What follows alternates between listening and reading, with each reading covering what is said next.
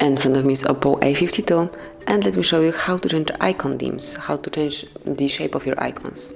So first of all, you have to open the settings, then find and select home screen and wallpaper, and now locate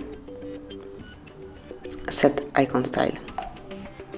And as you can see here, you can change it. So you've got default option, material style, people, or custom.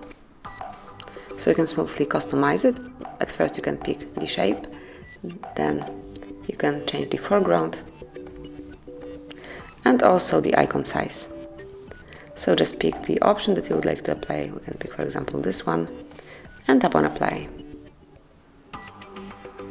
As you can see, it has been changed, and now all your apps has this specific shape.